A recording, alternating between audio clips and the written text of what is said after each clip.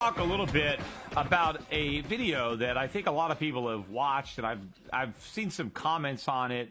This is Mike Maloney came out with this video on basically it's what's it called, the greatest secret. I forgot the name of it. I'm gonna look it up again. I just had it up here, but I watched part of one of the biggest scam in the history of mankind is the series. And there's one up there, and it's really getting into the Federal Reserve and money and inflation.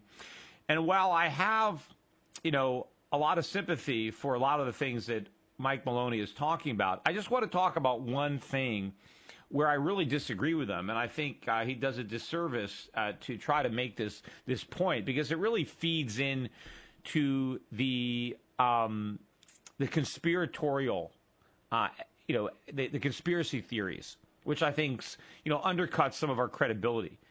And the idea that he's making is that the reason that we have an income tax is so that we can pay interest to the Federal Reserve.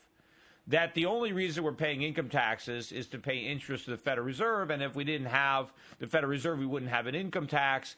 And the reason he ties the two together, and it's not just Mike Maloney, but other people have made this mistake, is they say, the income tax and the Federal Reserve Act were both enacted as 1913. Therefore, they came in together. The Congress would pass them both because they needed one, right? Once they had the Federal Reserve, they needed the income tax. That's not true, right? The income tax was originally created in 1896, and it was declared unconstitutional. So the Congress had the idea for an income tax long before 1913. And they had one. The Supreme Court struck it down. This is before the Federal Reserve was even contemplated. So then they proposed the 13th Amendment. I think they proposed it in 1909. It didn't get ratified until 1913. So the reason the income tax was adopted in 1913 is because that's when the 16th Amendment was finally ratified, 4 years after it was first proposed. But a long time after the income tax of 1896 was created. So it's got nothing to do with the Federal Reserve Act that was passed in 1913 as well. That's just a coincidence that those two acts happen to be passed in the same year. And also, if you remember that when the Federal Reserve was first created, Federal Reserve notes were backed 60% by gold. The Federal Reserve was not even allowed to buy treasuries.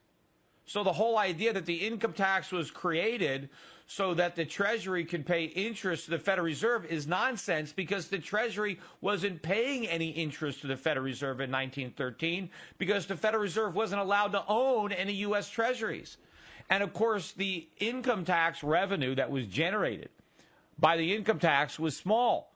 Hardly anybody paid the income tax in 1913. It was a millionaire tax, and then it was a 1%, 2% tax. It was small. The income tax was enacted to reduce tariffs. That's why it came in. It had nothing to do with the Federal Reserve at all.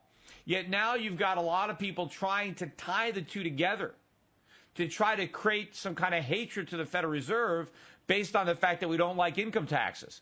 And so you got guys trying to say the reason we have an income tax is because we have a Federal Reserve. And if we just got rid of the Federal Reserve, we wouldn't need the income tax. None of that is true. In fact, if you look at the interest that the government is currently paying to the Fed on its portfolio of treasuries, it's small. I mean, the total interest that the U.S. government is paying on all the Treasury securities is about $250 billion. That's it. So maybe of that, maybe it's paying $50 billion a year to the Federal Reserve, of which much of that is recycled back to the Treasury, because the Federal Reserve is only allowed to earn a small profit on its assets. Anything above that, it pays a 100% tax to the Treasury. So a lot of the interest that the that the Treasury Department pays to the Federal Reserve is paid back to the Treasury by the Federal Reserve.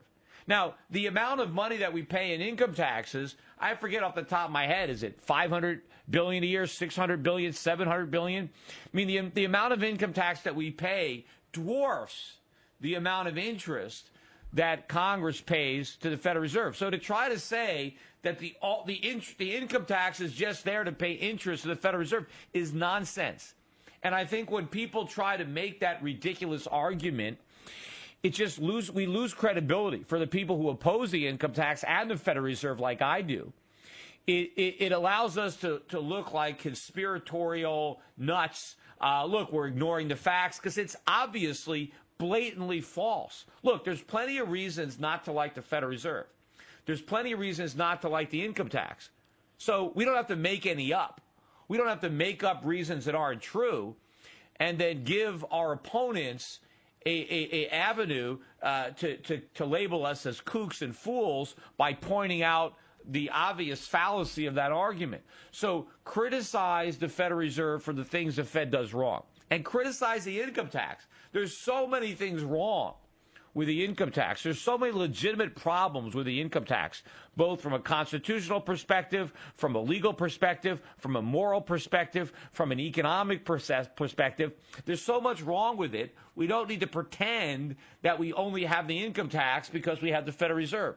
And there's so much wrong with the way the Federal Reserve is currently operating, right? With the money that it's creating, with the problems that we have in the economy because of the Fed, because of the continuous money printing, because of the artificially low interest rates. There's so much legitimately wrong with the Fed, we don't have to make something up. We don't have to try to make it even more sinister than it is by linking the income tax with the Federal Reserve, by trying to say that they're one and the same, that it was a big conspiracy from day one, because all that does is it makes us look ridiculous. Now, I don't know why Maloney fell into that trap. A lot of other people have. I mean, it doesn't have to be this sinister. And, of course, you can't simply promise that if we get rid of the Federal Reserve, we'll have no income tax. That's not going to happen.